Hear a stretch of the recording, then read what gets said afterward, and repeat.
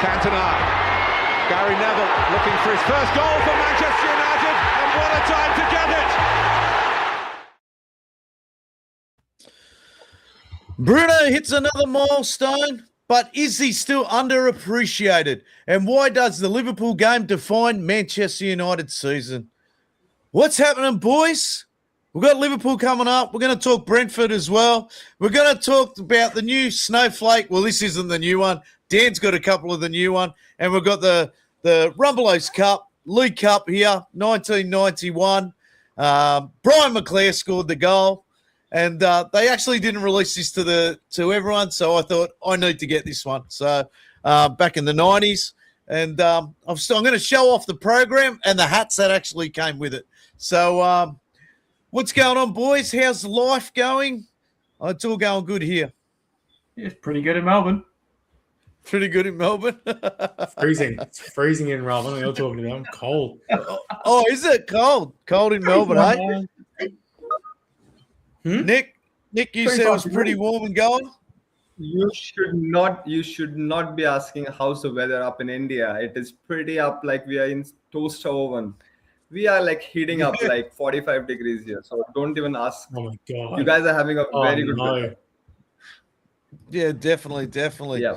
Well, today I reckon we should get into the Brentford game because none of us have really chatted over this. I've been on TikTok lives all this week since the game, and we've been smashing it. Worldwide Reds have been smashing it over there with our friends from Nigeria, Cameroon, Ireland, the UK, Scotland. Mate, we've been going crazy over there on TikTok. So we're literally 60 off 6K followers. So shout out to everyone that's I've already got pub chat in the TikTok chat there. So we'll talk Brentford game first. For me, I actually thought in that Brentford game, I didn't think we were that good, but we got away with it. So yeah, I just thought Brentford actually took over, and yeah, I thought we were lucky in the end to get the win. So what do you think, boys? Well, we switched up second half, didn't we? Switched the formation, which was interesting to watch and go back to Namarim formation. And but I thought we were pretty good. Like, Mainu was brilliant. I mean, if Ahmad puts that chance away where Mainu basically takes on the entire Brentford team, and we're talking about that as probably assistant of the season, he was just unbelievable and huge for us that he signed the new deal. So that's a big positive. Sesko banging another goal, fantastic. Bruno with another assist.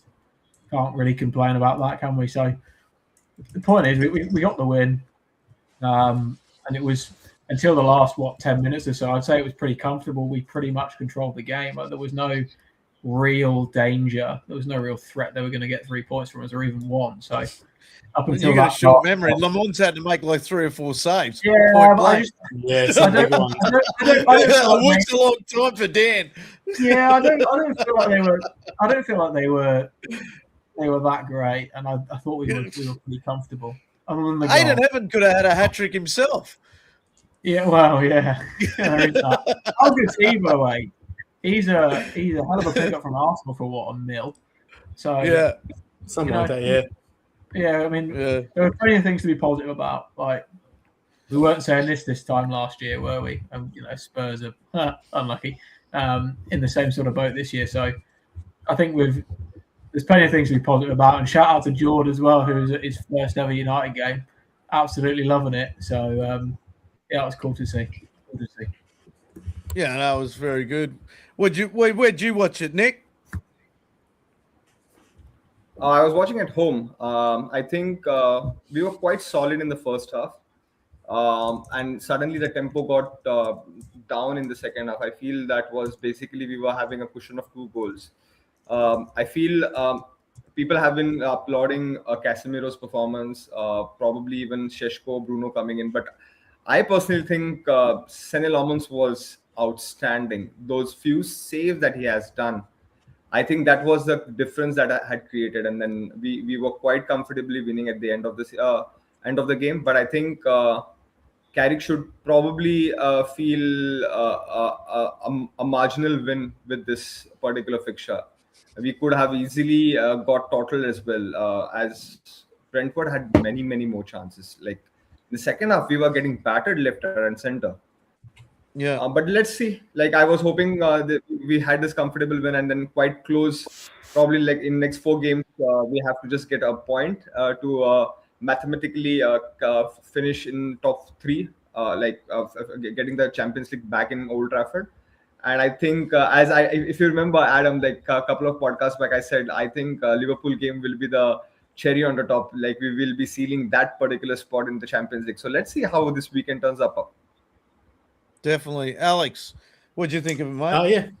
Didn't think it was the best performance, but win's a win. I thought earlier on, to be fair, like maybe the first, up until Casemiro's goal, I thought we were all over him. Obviously, as Dan mentioned, had that chance, and that was a tough one. It is what it is, but kept pushing, kept going. Casemiro just finds a way, scores goals, but I do think in between our goals, they were battering us. I thought Thiago really, for Brentford, should have got about 50 goals. He was just, I don't know what happened to him. He just missed every point blank, but I'll take it. And I think the finish itself, like the second goal, was just classic United. Big tackle, bang, Bruno through. And I thought he stuffed it up. But I shouldn't doubt Bruno because obviously made the pass. Sesko, really good finish. I'm glad Sesko's finding his feet. So really, it's a really good finish the way he faked the defender and just found the goal. And that's pretty much just sealed it. I think at that point, we just managed the game out and it wasn't pretty, but look, at this point, the first handful of games under Carrick were that pretty fun style. If we're just going to see games out, I'm not going to complain too much because we're getting wins, getting back in the Champions League. At the end of the day, whether it's top 3, 4, 5, whatever, I think we've got it. So that's what's most important. If we're going to see results out, I'm not fussed. And yeah, like I'm just happy. I'm not going to complain too much about a win. Yes, the performance left a lot to be desired. And I think the big conversation is plays to bring in. Whether or not we stick with Carrick, that's a big conversation. But right now, I don't care. I'm happy we won because especially after the loss to Leeds a couple of weeks ago at Old Trafford, I think it just helps maybe just temper that sting a bit. And yeah, look, I'm never going to complain about United winning, and I'm never going to complain about the fact that we're more than likely going to be in the Champions League. Look, you asked me that 6 months ago, I said absolutely not, especially after last season. So massive turnaround. And yeah, like I said, I'm never going to complain about that. Yep. I've got a couple of comments here. Tom, evening, gents. Hats off to Ashley Young after announcing his retirement.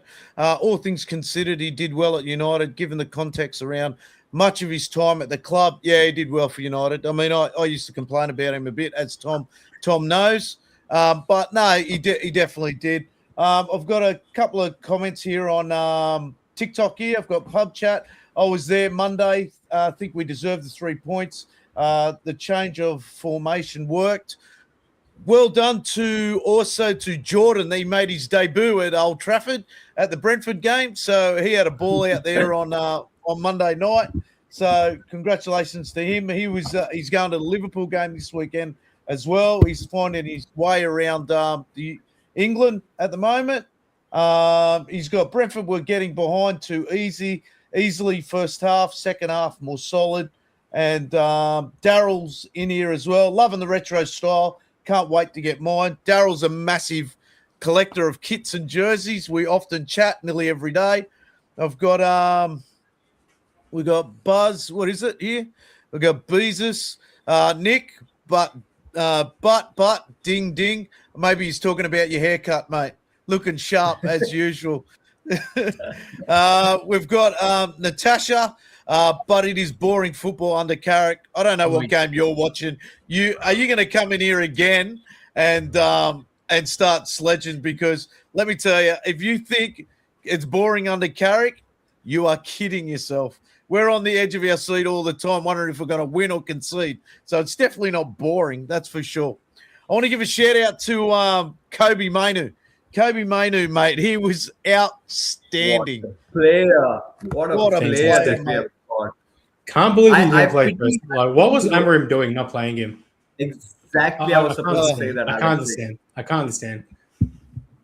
You are benching the brightest kid that you have on the bench, like you in your squad. That's too horrible. Like he'll have the blood on his hand, like to bench this kind of a player. Like playing Kobe Mainu in the 2-man midfield would have worked, I feel, and that's totally on him. It's a I wonder how. Over him, that's for sure. That's for damn sure. Yeah, I don't know.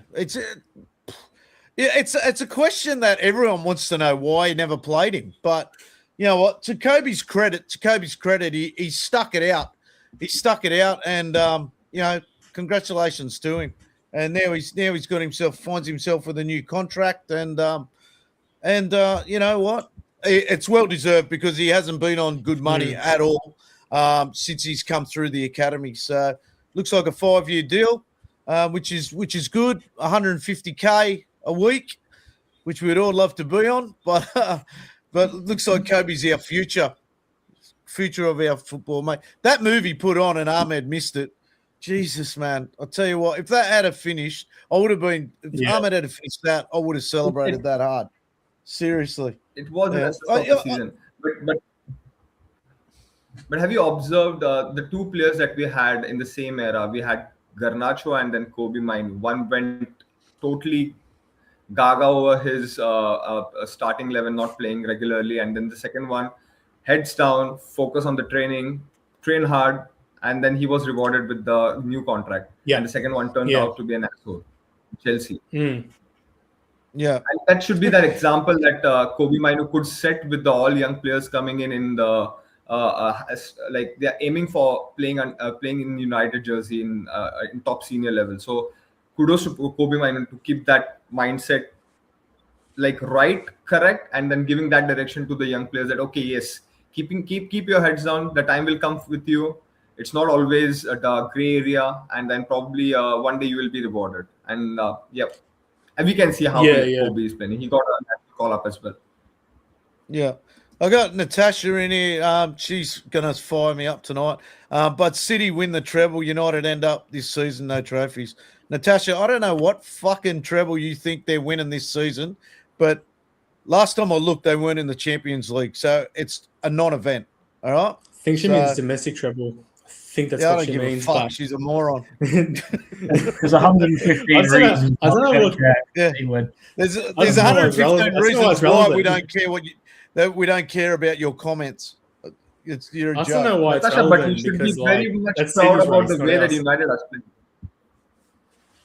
Yeah. I'm not She's fussed a about what joker. City do. Good on him. Yeah. She's all right. Dino will start attacking her in a sec. So we'll move on.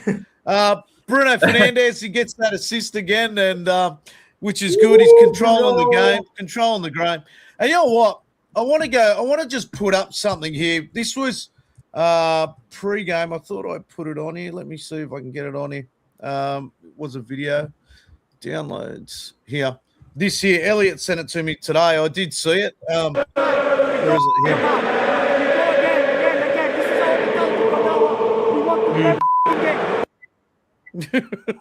We want to win every game. Oh, what am I doing here?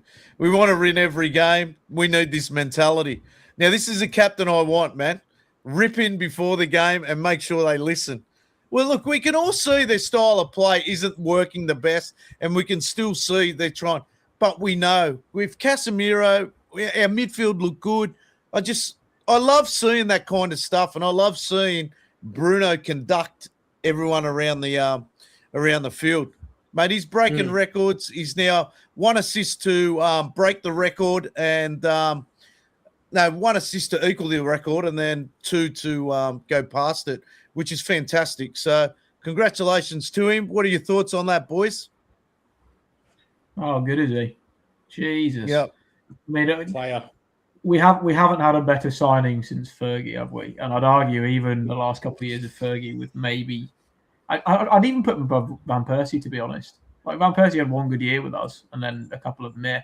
But Bruno's been consistent every single season. Like he's just a phenomenon, isn't he? And if we can keep hold of him this summer, I don't know if they'll give him a new deal because of how old he is, but if we can keep hold of him and have a real go at it the next couple of years, and who knows what can happen, because he's mint, isn't he? He's absolutely mint. He's not going to go anywhere. He's not going to go anywhere. Alex? Yeah.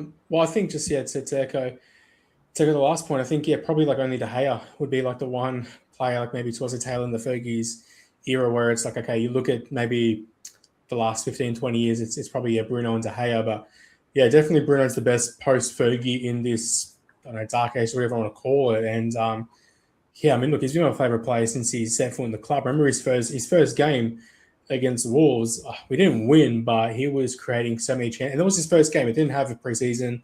Only rocked up 4 days before. And I thought, oh my God, this guy, what have we just signed here? And then, you know, obviously that season he just took us on, and he's been a talisman. And I want to say that's 19 assists. He's obviously got a bulk of them over the last maybe 4 months since Carrick joined. Mind you, he spent the first 6 months or 4 months, whatever it was, playing as a 6, which is not his position, and it didn't suit him. He'd still put a shift and did his best, but we all knew it wasn't where he played. So for all we know, he probably could have exceeded this record. But more importantly, I think what's helped our form, we can talk systems again, all that. Like I said, it's a bigger conversation, but at the end of the day, putting him at the 10 behind the striker in the final third where he can make things happen, take risks, do what he does, that's been the big thing that's changed. And I think it's just so good that Carrick has sort of seen that and realised, oh, you know what, Bruno, get him in and around the goal, leading counterattacks, creating chances, and look what's going to happen. And that, again, that's 19 assists, and it's not like he's got Haaland ahead of him or Harry Kane or someone like this. It's, you know, it's a team that's still finding its feet, a young striker, and just a leader.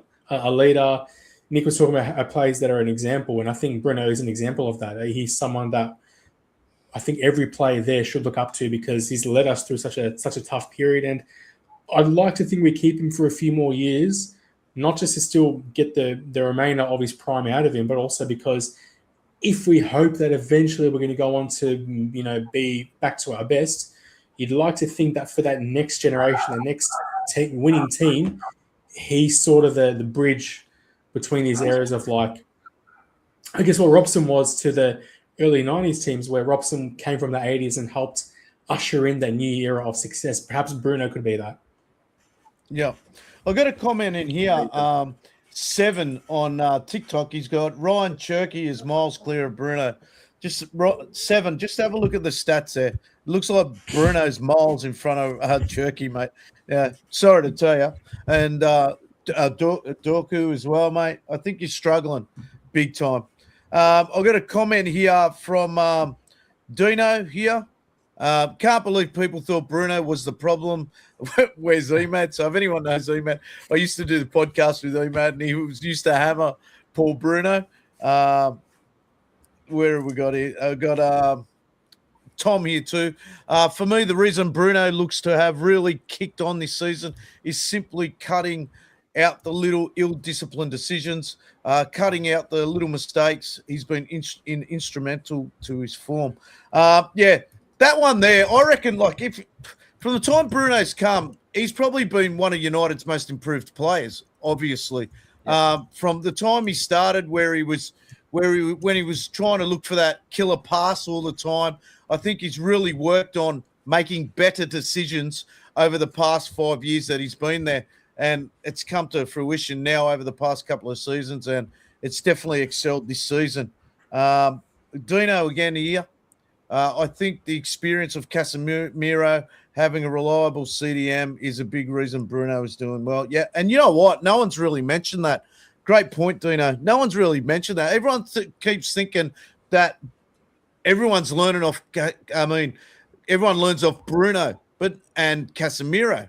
Maybe Bruno is learning off Casemiro, which is great to see. I think everyone is.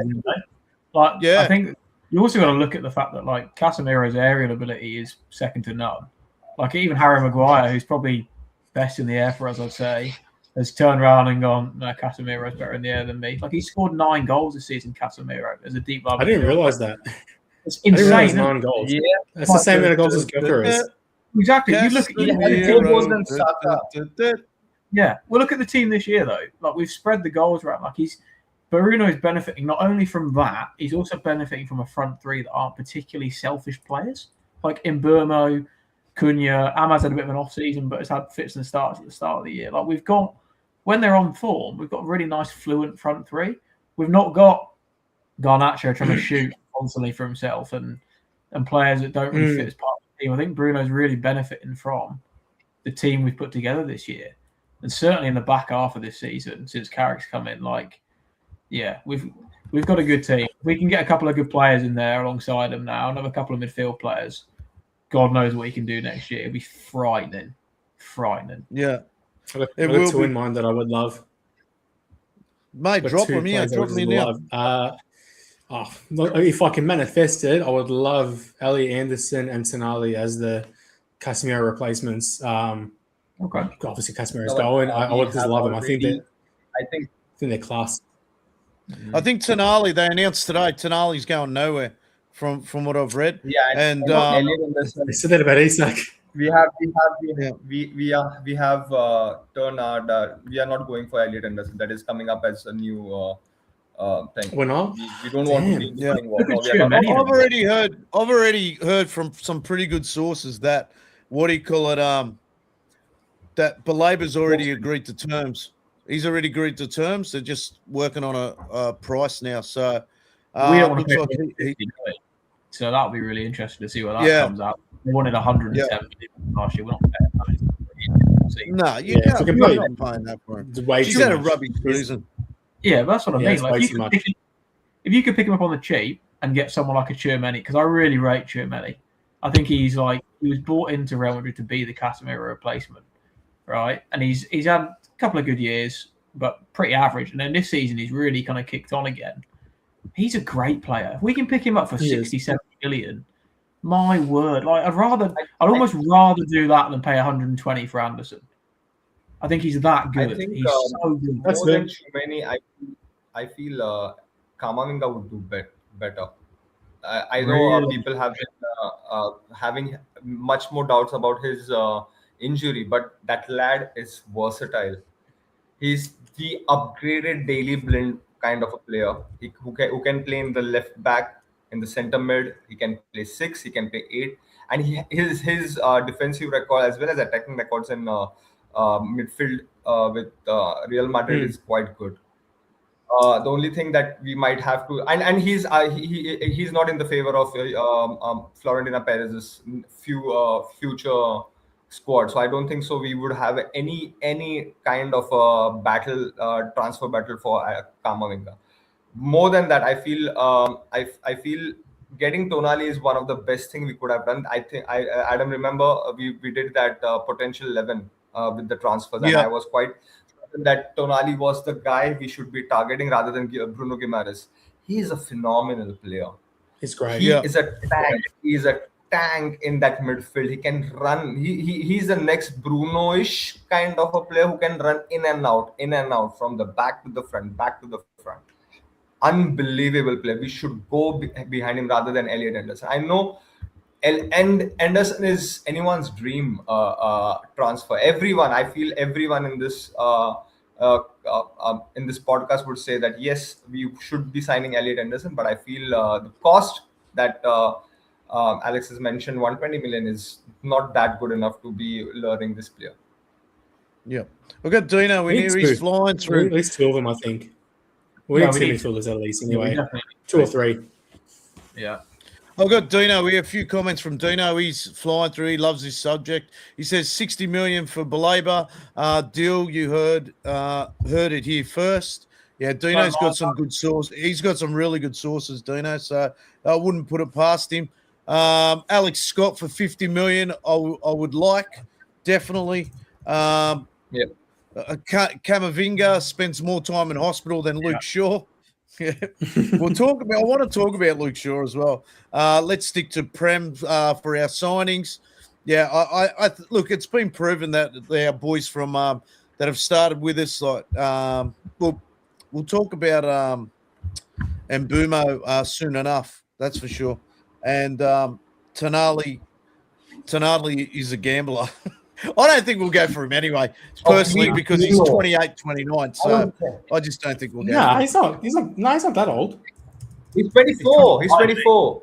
Bruno Guimaraes is 29. He's 25. Tonali is 24. He turns. Oh, I thought Tonali's 28. No, Tonali's 26 in a week. So perfect age. Okay. And I think gettable just because Newcastle 15, not going to play in the Champions League, and God forbid, surely he'd want to leave. but they won't leave. They won't let 3 players go. Newcastle, like they've got Guimaraes who probably won't go. You've then got Anthony Gordon who definitely wants to go. You've got Hall that could easily go. Like we've been linked with Hall.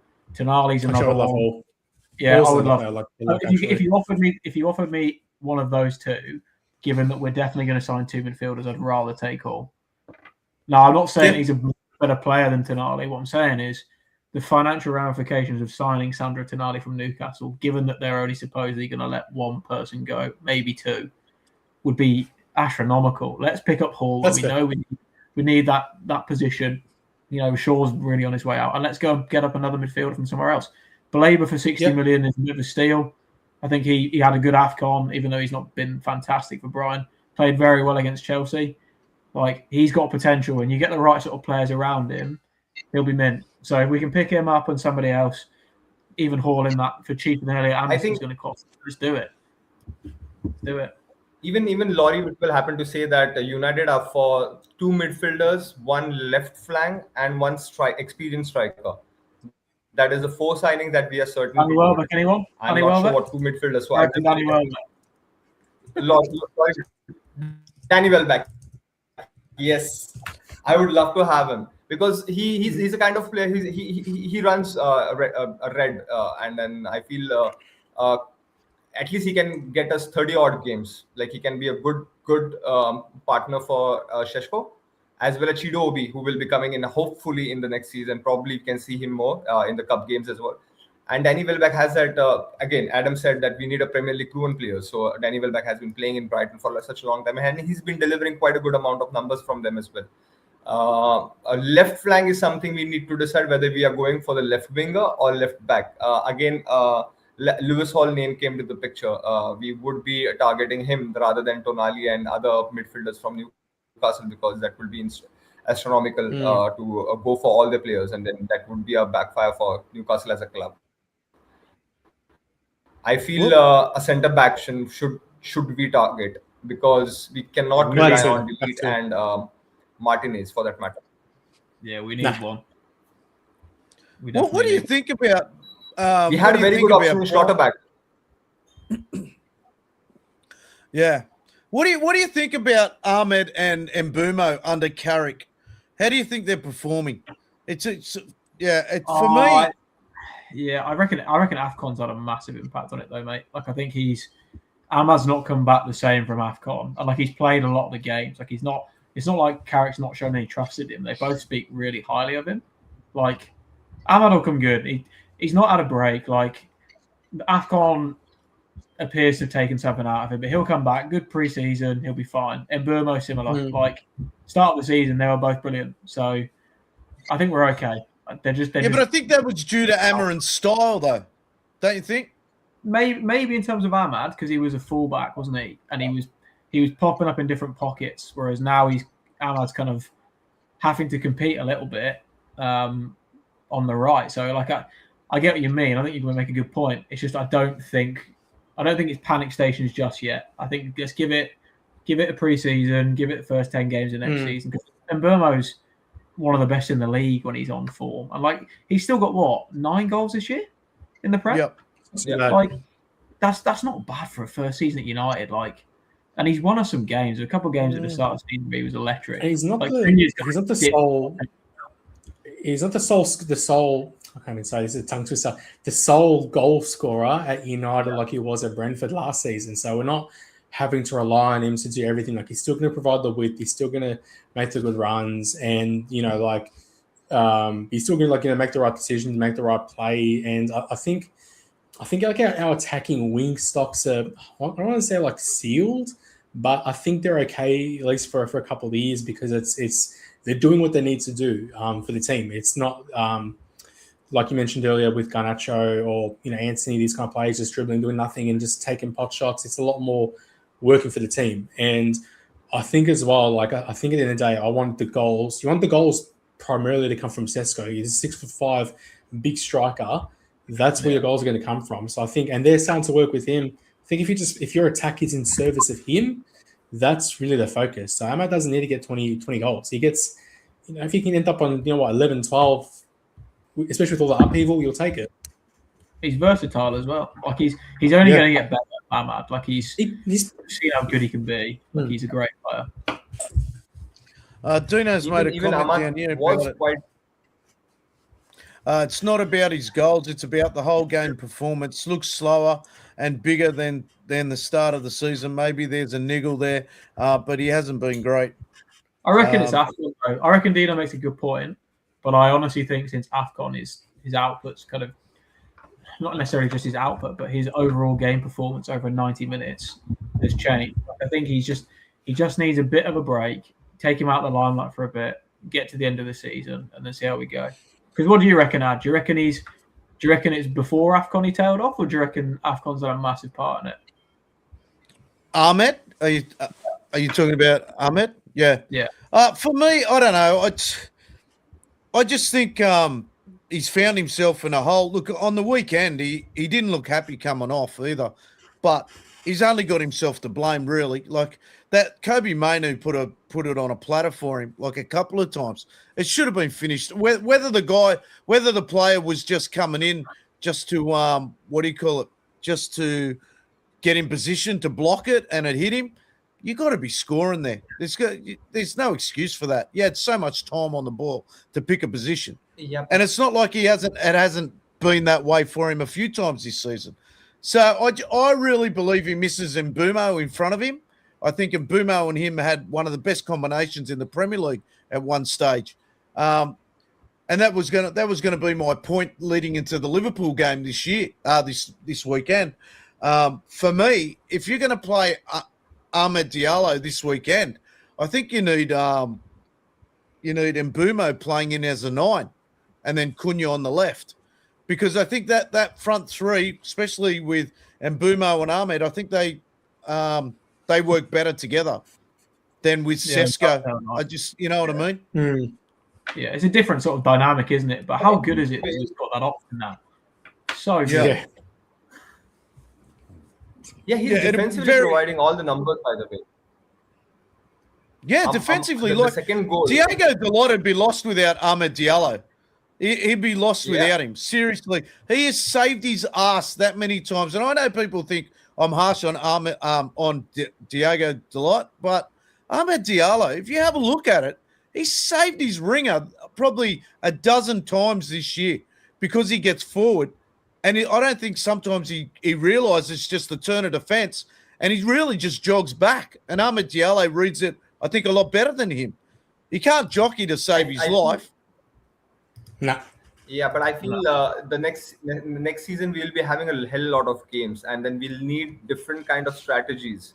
Just like you said, like probably Ahmad Diallo would come good if he has Brian Mbumo coming in the number 9, and then besides him, there's Cunha who is covering the left flank.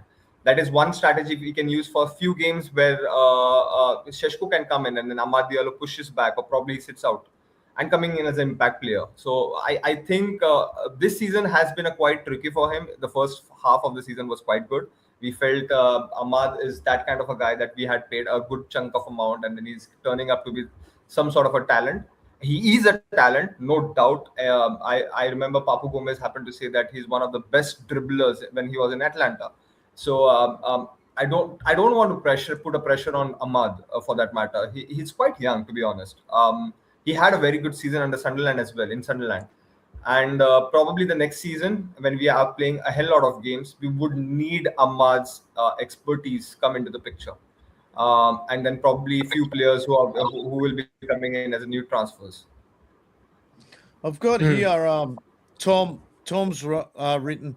I like Mbumo, however, I have no idea if he's a good player or not. I feel his values come simply from goals. If he isn't scoring, I think we could possibly get more from someone else. Oh, that's harsh. That's harsh. Tom, geez, Tom's come flying in. He slid in there, 2-footed, I reckon, Tom. Yeah, wow. I'm not convinced there, Tom. That's a I like him. I like Mbumo a lot. I think he's fantastic. I like his movement, his hold-up play, and he's intelligent. I think it's far cry from the wingers we've had previously. I think he's terrific. If he comes on and scores, or he starts and scores a winner against Liverpool on the weekend, can we have Tomo on the podcast next week, please? He has to choose his own words. I don't think He Tom's scored at saying. I Anfield. don't think, His own words. I don't think Tom's saying. Anfield. I don't think Tom's saying he wants to get rid of him. He just wants to see No, more from him because he is an experienced Premier League player now. But I think also that switch between. I think the best we've got out of him, Boomo, is when he's played probably in that 9 position. This season I'm talking about because Bruno's been able to put him into holes and things like that. He's had link-up play with Bruno. And the best under Amarin was when Ahmed Diallo and what do you call it, and Boomo playing together. So, he needs those combinations to make him play well. Here's what I've got here. Oh, go on. Do this one first and I'll ask you a question. Yeah, I'll do this one. I think Ahmed has lost form because he looks more comfortable playing as a wing back at Sunderland and under Ruben has been his career highlight. Yeah. I would probably go with that. I think the wing back thing suited him.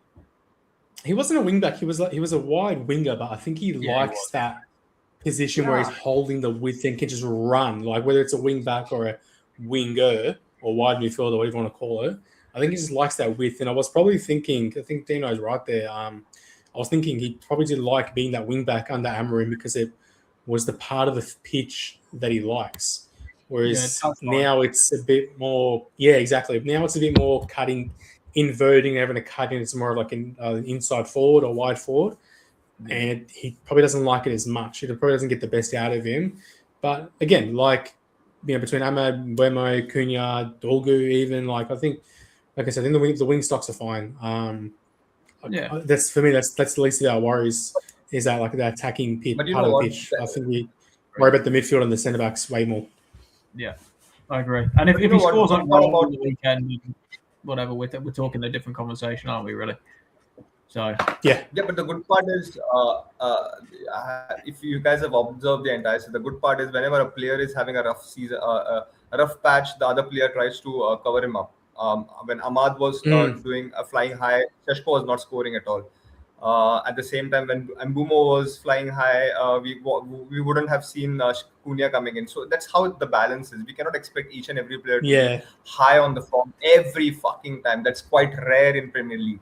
Or else we at least need a stable squad, a stable midfielder in order to see that every player is stretching their legs and then getting those 100% every fucking single game.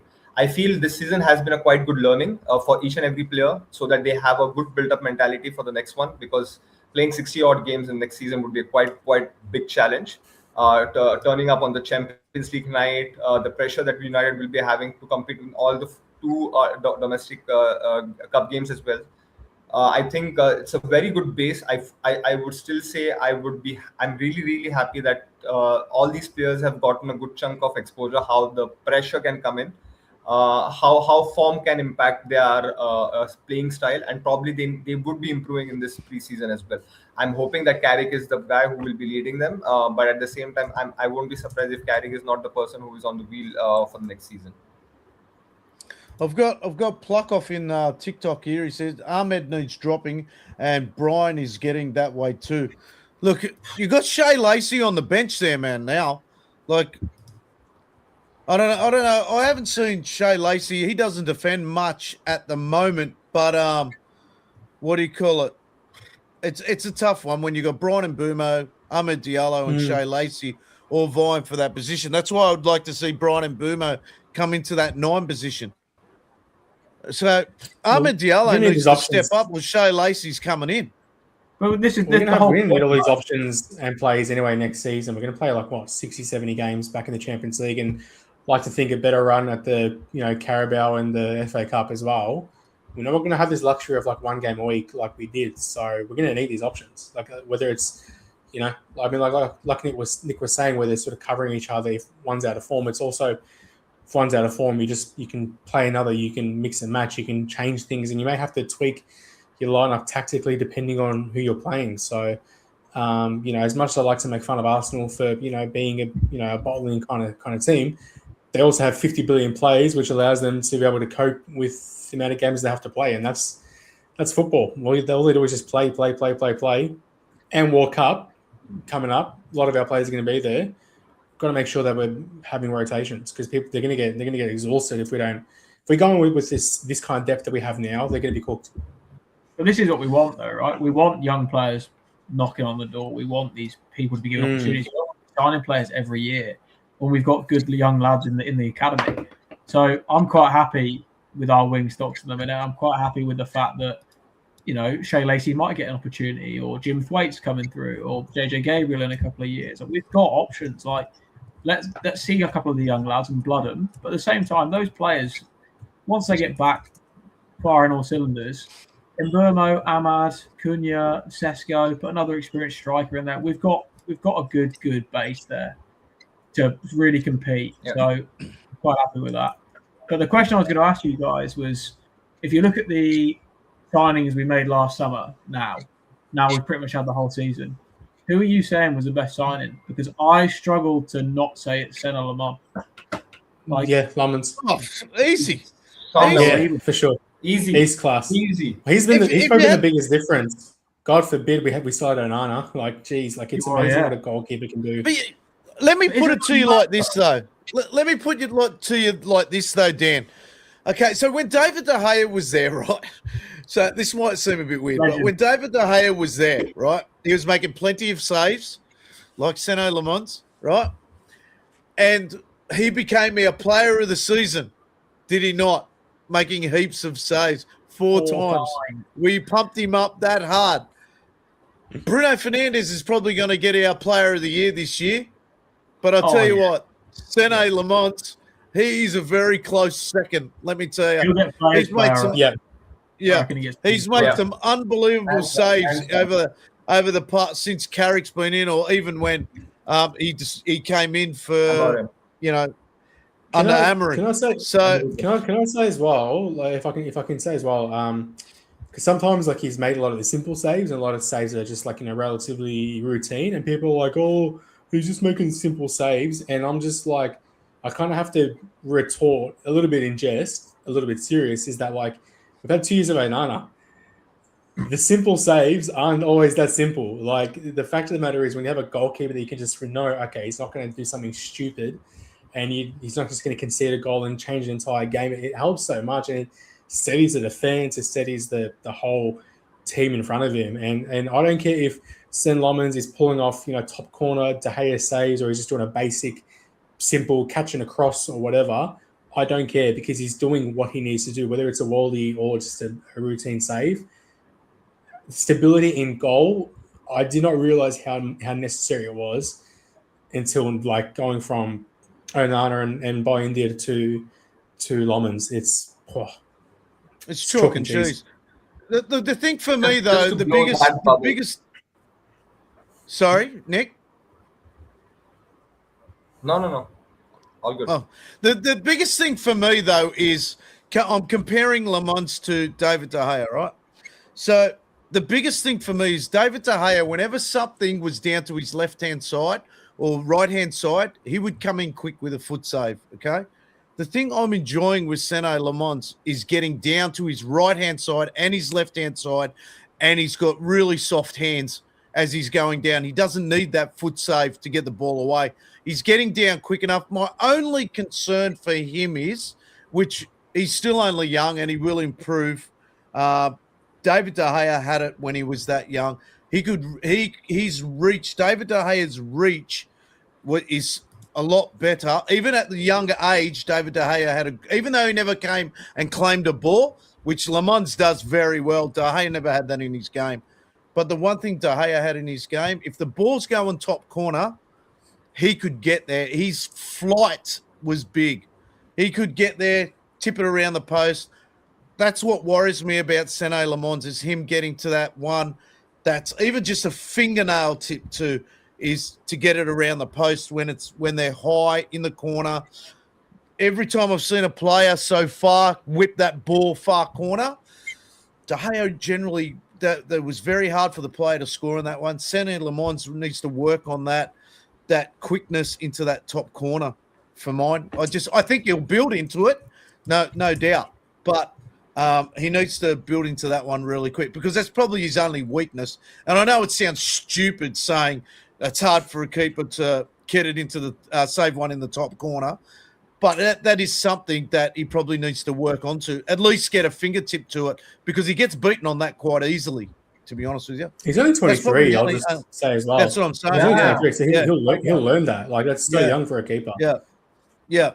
So he probably needs to learn how to spring probably a lot better than he is. But that's about it. But he's very quick when, like, even that 8 in heaven one, like that was point blank, and he was in a good position. He does find himself in good positions, so he does read the game very well, and he doesn't get into that niggle in the box either.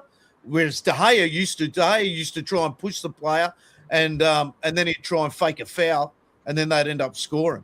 So comparing they've both got good and bad. Well, not bad. They've both got weaknesses, good and bad weaknesses. So I'm very interested to see the way Le Mans develops over the next few years, mate. It's exciting. It's very exciting. Yeah, definitely. Anyway, moving into the Liverpool game. This is a big game, mate. Like as a United fan, you do feel that this game you'll be on top of the moon. If we lose this game, anything that happened before it, forget it. So, we are not losing this game. We are not losing this game, Adam. We are not at all losing this game. I think this is the game that we should be hammering Liverpool. Like not even like having a close win, we should be hammering because I still have that wound from the season that we were hammered Liverpool 5-0 under Erik ten Hag. That wound has not been recovered yet. So I think we should be hammering Liverpool as battered as possible. I'm still up for this game. I feel Bruno will be netting 2 assists, easy to assist. People are like, I think these players are high on confidence. I feel that is the only thing that is driving them. And I feel, as I told you before, and I'm telling it right now as well, this is a particular game that we will be sealing the Champions League spot with a win, not even a draw. I hope you're right. I really hope you're right. I've got less. Don't say I hope. You say we will do it. I've got less confidence. I think you're right in the sense we should beat them on season's form. Yeah. I don't disagree with that. But like if you look at United's last 5 results at home to Liverpool, they've not won 1. So I'm a bit like, don't get me wrong. I think we've got the players to win it this year. We've got the form to win it this year. We should manifest good things. I'm with you on that. But Christ, I'm hoping more than expecting. To be honest, I think they've got a good record at Old Trafford. They've, as much as I bloody hate to say it, they've performed well against us at our place. So I'm hoping Jord gets to see 2 wins out of 2 for his trip to the UK, and that we're talking about a heavy United win next weekend. But I think it's going to be close. I think it's going to be tight. I read these stats out last night on a live, and I'll read them out to you. So this is since we lost that 7-0, right? That we all want to forget. And before that 7-0, we actually beat Liverpool 2-1, right? So that was like 2022. We beat Liverpool 2-1. Then we had that 7-0 loss, and then we went 0-0. We beat them in the FA Cup 4-3, 2-2 in the Premier League. Then we lost to them 3-0. Yeah, that's at Old Trafford. Yeah. Then we drew with them at Liverpool, at Anfield, and then we beat them at Anfield. So, look, it's more likely the game for me is probably going to be a draw. But all these people that think United's absolutely flogged us over the last few years, hasn't happened. The worst result there is a 3-0. So my biggest concern for this, even though they haven't got Mo Salah, he hasn't been scoring, but he's scored lately. Atike, is it Atike? Whatever his name is. He's not there. Ekatike, he's not there either. And he's been scoring well for him. My biggest concern is goalkeeper as well. No goalkeeper for him. Okay, so Alisson's out as well. And then you got what do you call it? Mamadashvili. Yeah. They're playing a third string goalkeeper. Wirtz is starting to come into his own as well. So they're good. They really do have a strong midfield. And, I wouldn't count. Dan, you know what they're like when they get to Old Trafford, man. It's a huge, huge game. And United fans have been playing this game up. I'm not going to play this game up at all. I would love to have the confidence to say we're going to go and win 3-0. I would love it. But you got to remember one thing. They can go equal with us. And also, if they lose, then they start vying into that 5th position as well with Villa, Chelsea. So they've got a lot to play for. They don't want to be dropping points. So, I know United's got to play for as well. It's a derby. Like I think both teams are going to be turning up. I think we'll win. But because especially if there's one time to beat Liverpool or versus them, it's now. But it's a derby. It's a rivalry game. We're not. I'm not going to sit here and assume anything or take anything for granted because I'd like to think we're going to bring it, and I'm very positive that they're going to bring it. So these games, what do they say? Rivalry games, form means nothing at the end of the day because even the 7-0, they were shit that season. We were good that season, but form went out the window and they pumped their 7-0. So even before that, the 5-0, I remember sitting in the Stretford End for the 5-0. That was bad enough. Jesus. Yeah, Christ. exactly. That was a shock. And they weren't. No, exactly. It just doesn't. Anything can happen in these games, but like I said, things fall in our favor in terms of just timing and convenience. But again, I'm not gonna. You can't just take it for granted when you're versing Liverpool at Old Trafford. No chance. Yeah, but Dino makes a great point here. Leeds was a derby and we didn't show up. Yeah, look, and that's what worries. Yeah, Leeds is like if you look at our fixture list in a season and Leeds are in the Prem, I probably would rank it Liverpool, then Leeds, then City. 100%, man.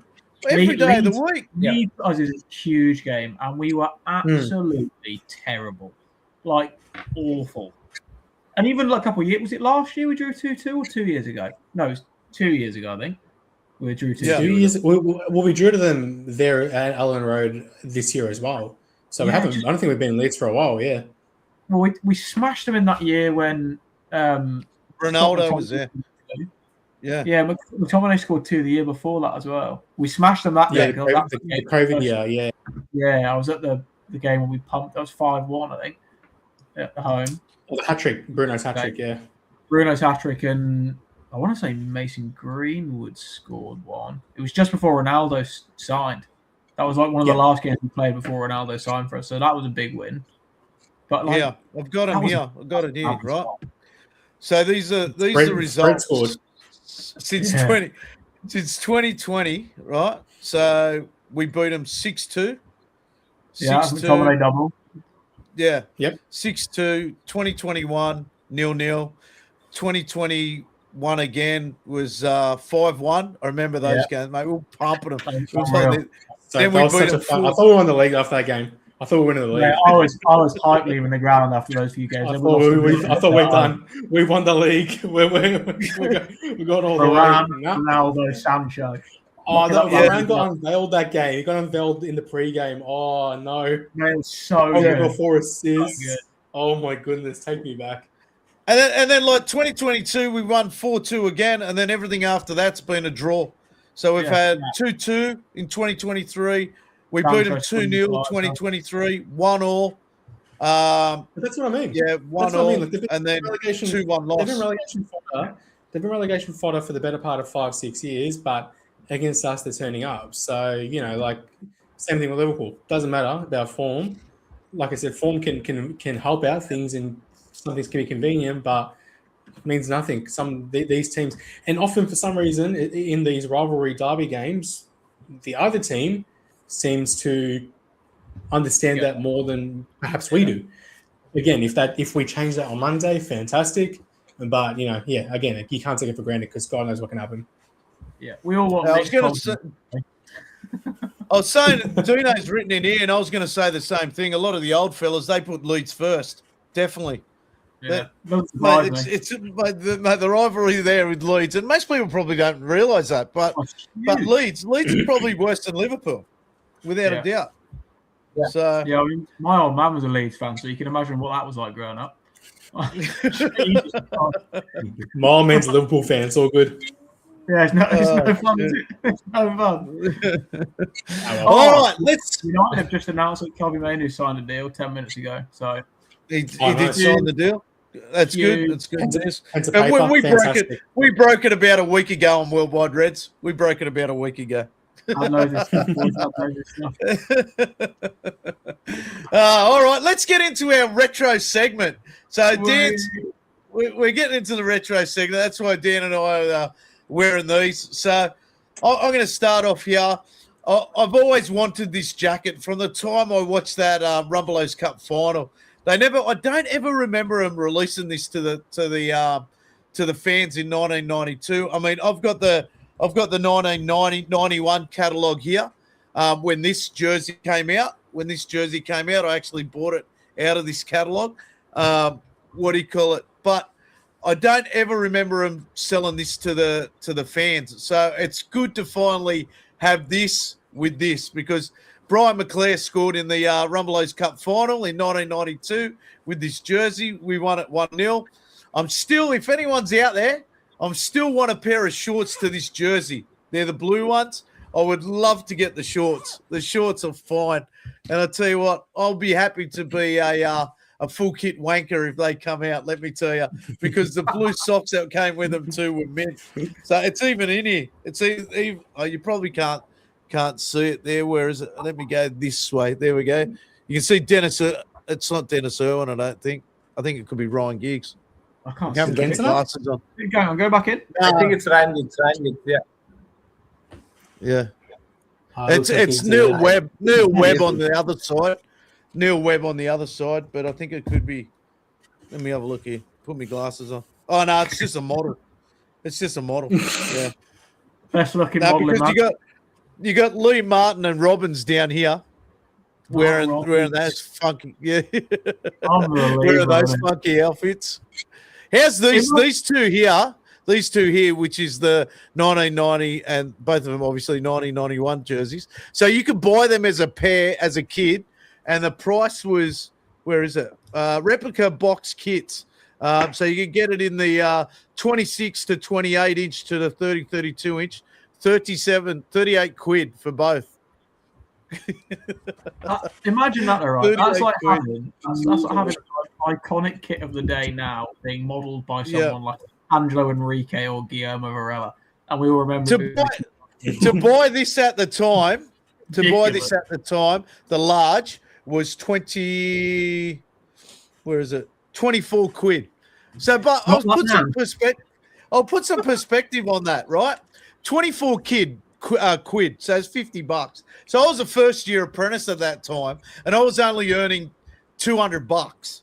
$200. So I had to give my uncle $100 to go and buy the kit for me, and he bought me back a couple of other things. So yeah, so 25 quid, $50. So a bit of perspective on that. People say jerseys are expensive. They're expensive then too. So yeah, money well spent. Yeah, definitely. And I wore this jersey. Yes. I wore this jersey to training, everything, man. I thought I was top shit.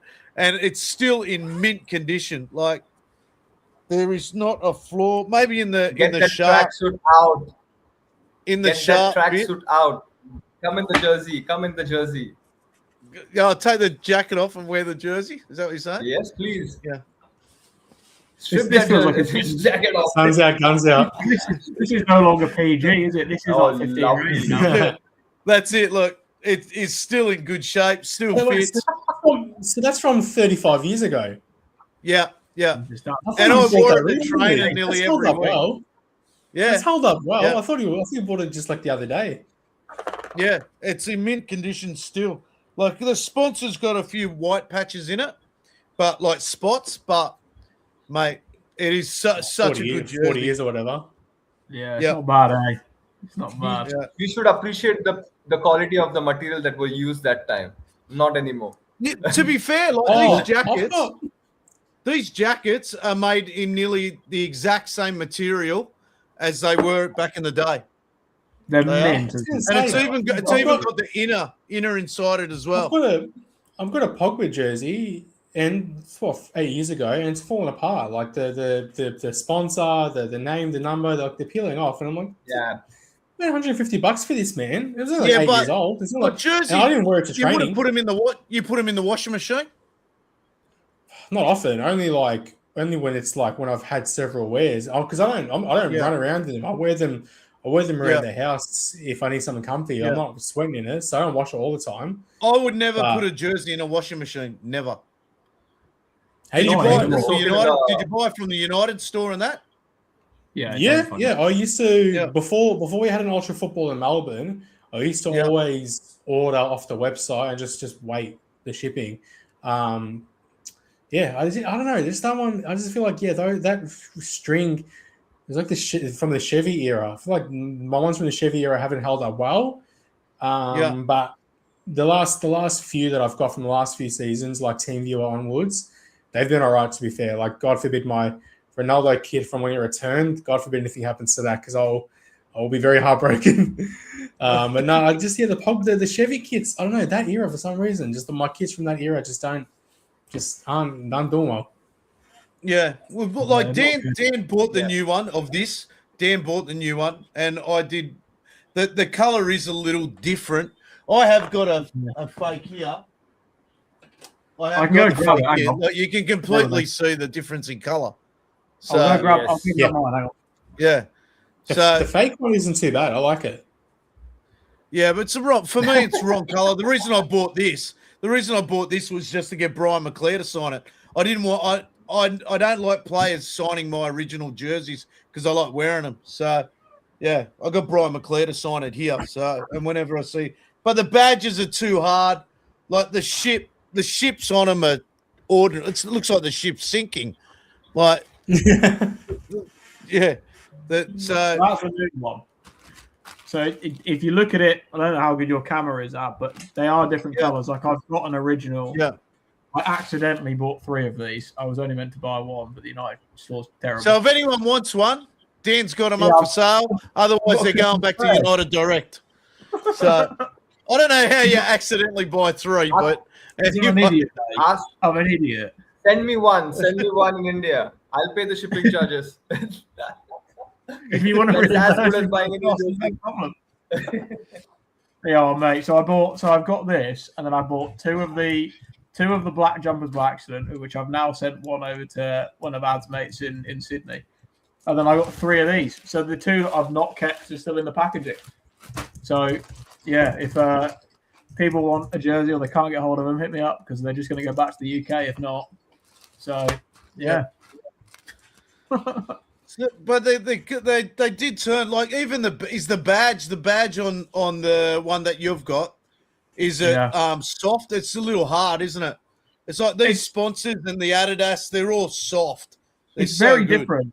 It's because that original one I've got. So I've got an original with the badge has been stuck back on because the guy I bought it from didn't tell me, which is real good. But the badge is different. So like the newer one's kind of spongier than the original, and it's kind of more raised as well. Like I don't know if you can compare your one on camera, but it's like, this it's quite raised. I went into Rebel and had a look at it. The badge is nothing like this. This badge here is soft and it was raised, but it's obviously worn. It's still raised a bit, but this badge is really soft compared to the ones that they've remade. Same with the sponsor down here and the Adidas over here. The biggest thing I've noticed is the gapping in between, like the Adidas on the new one and the original. Well, that's a big difference. The text on the Adidas is closer together. So, but I mean, don't get me wrong. The new ones they've brought out are mint. They are, for a remake, they're unbelievable. Like probably the best remake United have done. And they did it a few years ago and they sold out immediately. And from what I've seen on the websites and stuff, they've sold out again in the UK super quick. And there was a post, I said they sent this to Ad yesterday. There's a post called The Gauntlet, which is happening for the Liverpool game. And I sent it to George to see what was going on. Because from what I can gather, It's the remainder of the stock they've brought out from the remake that's being sold on match day. 'Cause people are loving it, absolutely loving it. So they're super, super popular, and I can see why. They're awesome, super cool. Yeah, I struggle with it. I honestly, I've even got a jacket. Because they did this jacket. I don't know if you can see it behind me. You can see the patterns in that. Yeah. It's like a darker blue, isn't it? Yeah. So this is what. See, it's got the sharp on the back. Yeah, sharp on the back, and then you can see it's got the badge from 2007. 2007 badge. Yeah. Adidas released it, so you can see. What's the inside? The inside's just plain white. So they have done a few of them, which is I like wearing this one around. The only thing is I have to fix that. This just gets a bit cracked up. But I'll find a way to fix that up so I can start wearing it again. You have a hell lot of collectibles. Oh mate, I thought that was good. I forgot the. Yeah, look, I've even got the hats to match. Look. Yeah, that's Fantastic. unbelievable, isn't it? What's a Rumblers? Is that like the old? Is Rumblers like the old League Cup or something? Yeah, that's it. The League Cup. So this is from 1991. So it's the old sponsor for it back in the day. Yeah. So that's the 91. I knew what you were talking about. And this is the 92. Yeah. Yep. Even got the hats. Hats the match. I just need the shorts. I just want the shorts. I've even got here, look. Let's see if I can get it off. Yeah, here, look. Brian McClare holding the Rumble Cup. He was man of the match. He scored the goal. Yeah. Giggsy on the left. Yeah. Giggsy's on there, yeah. Where is it? Yeah, Giggs is there. Young Giggsy. That was his first season. First season. Yeah. First season in the first team. So, yeah. Very, very good. So we've gone through that. The other thing was I'm going to talk about Tom's in the chat. So I think he's still in the chat. Tom's done well on the weekend. Tom and I caught up at the Melbourne Victory game. He got one matter to hold the Bruno Fernandes flag, and it went nuts. It went absolute viral, this flag. It's a flag it's a flag I designed for him. Tom's got a few, and what do you call it? It went nuts. One was more than happy to hold the flag. Manchester United reposted it, and it just went, what do you call it? It went absolutely crazy. I'm sure Tom knows the numbers on it, but I know it did go crazy at the time. It was good. I caught up with one before the game here, and I actually got him to do. Actually, what do you call it? I'm actually going to give it to I'll tell you the story. Supporter, a victory supporter. Yeah. How are you, mate? You're very good. Thanks, buddy. Thank you. Let me just take a photo of you doing it. Cheers, bud. What a legend. Such a good guy, I've got man. a He's couple of handsome one devil. mate on the What a Gold handsome Coast who devil. wants his jersey signed. If you don't mind. Thank you, bud. Do you want me to stretch it for you?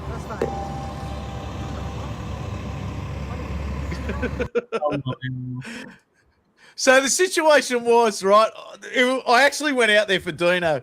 So I went there for Dean. One of his mates was really desperate to get one's autograph. So Tom and I have been really lucky, really fortunate. We've probably become really good mates. We've become really good mates with him. Same with Dan. And what do you call it?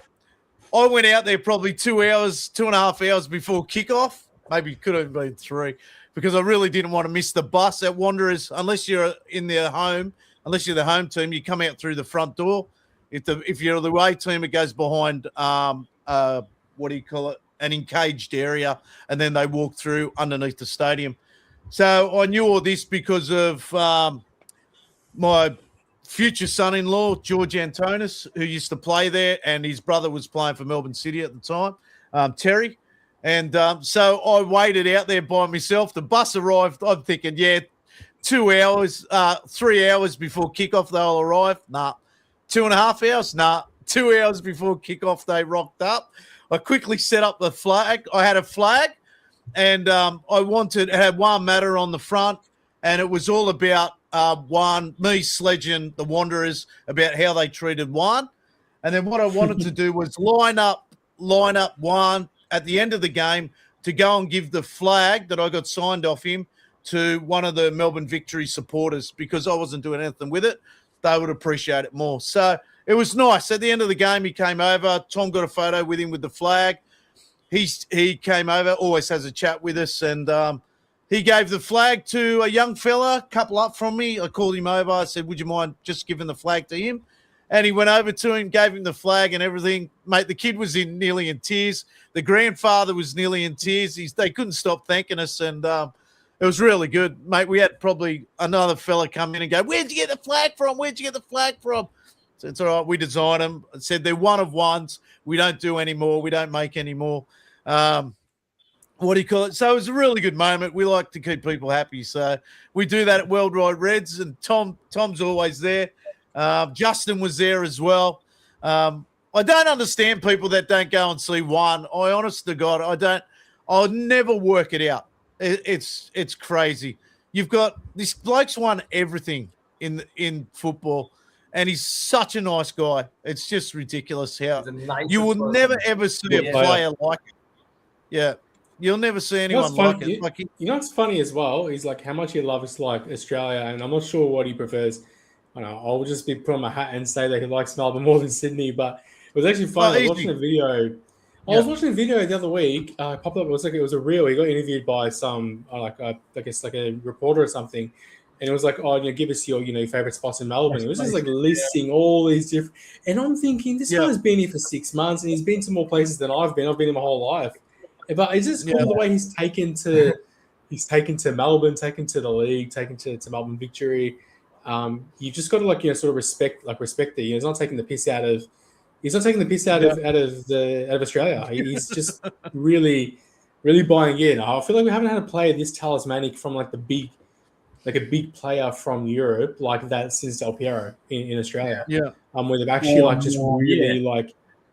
really just invested themselves into the team, into the league. I'm so happy. And I'm glad he's one of ours. So both United and Melbourne. So just love the guy. I think he's going to spend one more year here. The rumours are, I was talking to a lot of the fans down there, and what do you call it? From what they think is one's going to, and we've hit him up on it, don't worry. We've hit him up, and he obviously plays it down a little bit, but you can tell I think he's going to stay one more year. One more year. That's the weather matter.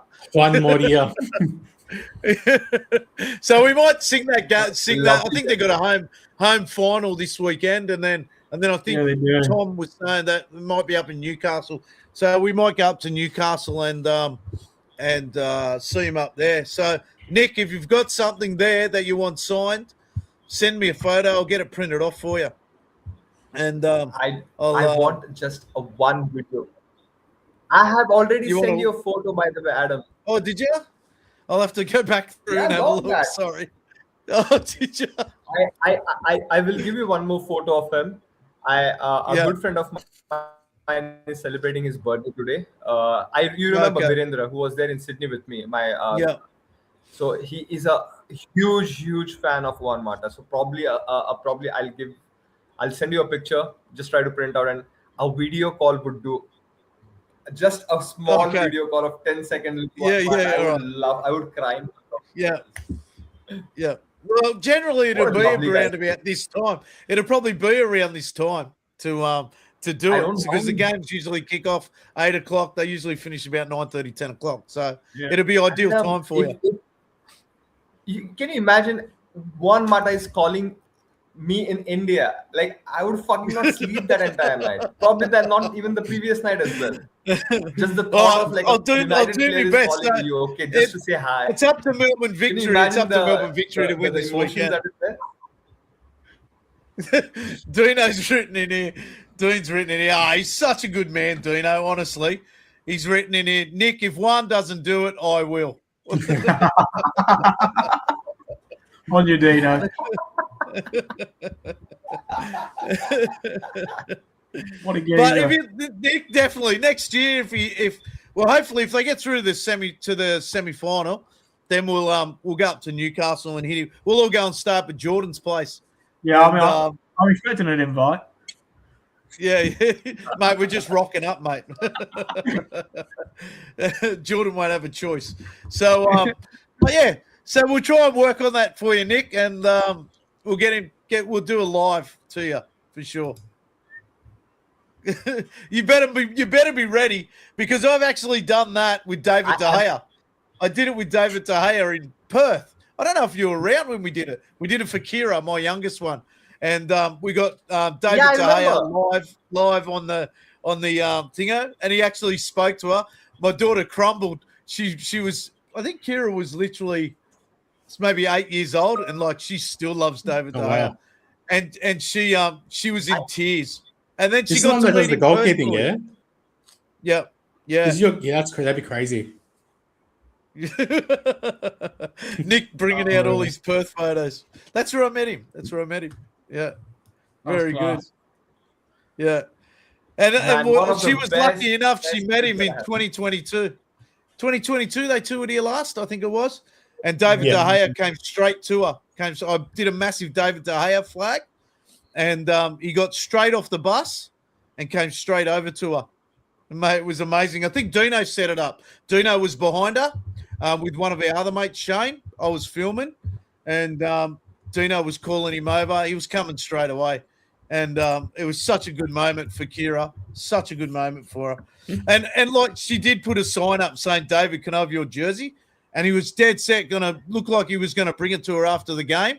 And then two kids ran on the pitch. So he just walked off. The streakers. I remember that. Yeah. Arse wipes. It was right in front of me. It was right in front of me, though. I remember that. I must have been right near, because that's where we were in that end. So where it happened. Been, So yeah. What's that? Dino doesn't bring our photos out. Because what Dino's talking about there is we did an interview with the Herald down in Melbourne, and it was my daughters and Dino and myself, and they wanted to interview us.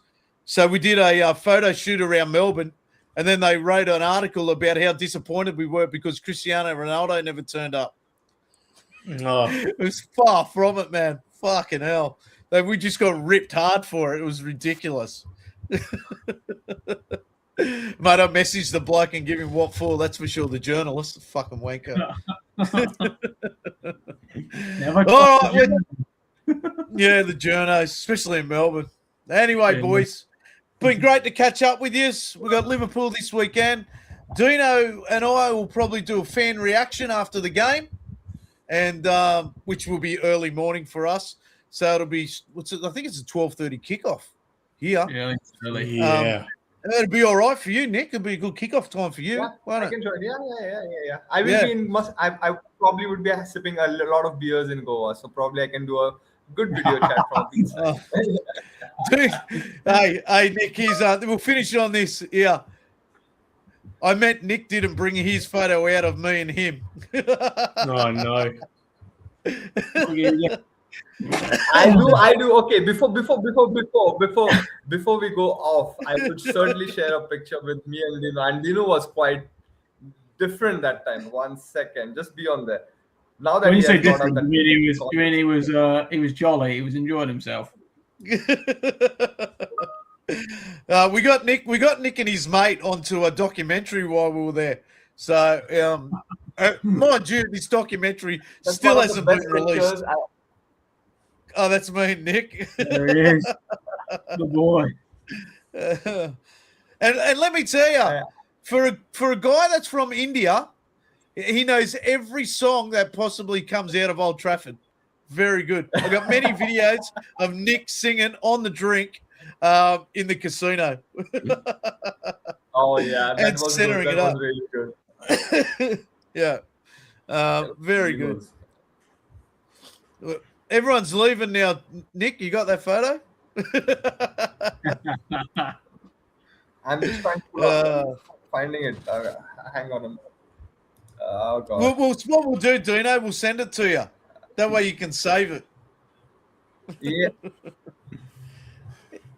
I'll be personally sending him to Dino. Don't worry. I have to find it in my. He doesn't want to tell you, Dino, but he actually deleted the photo. I would never do that. Well, Dino is my very good friend. Very good. All right, boys. I'll talk to you later. See you later. Check See you this. later. See you later, Come guys. on, United. Let's beat these rats. Let's come on. Let's go. Cantona. Gary Neville looking for his first goal for Manchester United. And what a time to